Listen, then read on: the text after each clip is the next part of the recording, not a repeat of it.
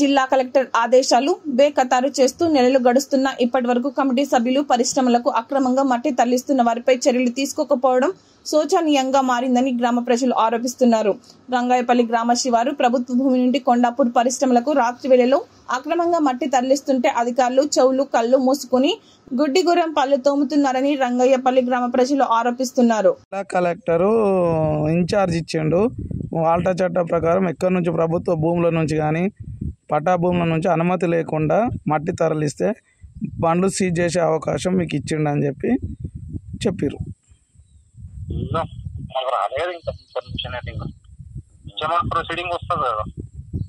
మరి ప్రకటన చేసిరు కదా, ఓ పేపర్ ఏదో రిలీజ్ చేసిరు మధ్యలో.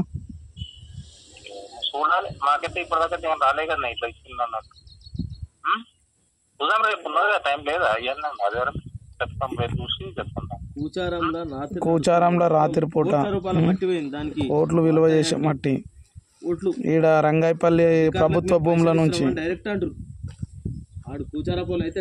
చూసి చెప్తాం. చూడాలి కదా, మాకు ప్రొసీడింగ్ గిట్ట రావాలి కదా, ఉండాలి కదా.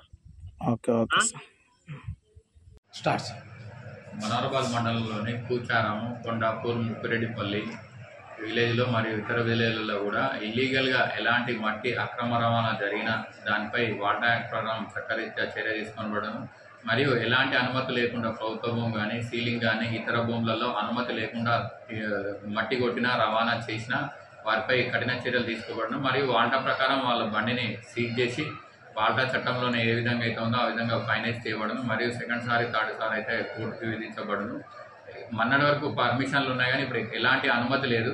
మీకు ఒకవేళ అక్రమ రవాణా జరగకుండా మీకు ఏమైనా అనుమతులు కావాలన్నా త్వరితగతిన ఇవ్వడానికి కూడా మేము ప్రోత్సాహం చేస్తాము. అనుమతులు లేకుండా ఎలాంటి మట్టి రవాణా చేయొద్దు. అలాగే దానిపై కంప్లైంట్ వస్తుంది కాబట్టి ఇకపై నుంచి ఆ విలేజ్లో ఎలాంటి ఈ అక్రమ రవాణా జరిగిన కఠిన చర్యలు తీసుకొనబడదు.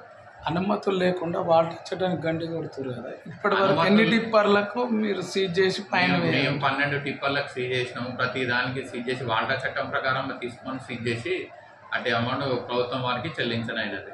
12 ఒక 4-5 ట్రాక్టర్లు మిగతా టిప్పర్లు తీసుకొని వచ్చి వాటికి వాటర్ చట్టం ప్రకారం చర్య తీసుకొని గవర్నమెంట్కి పే చేయాలి వాటర్ చట్టం ప్రకారం.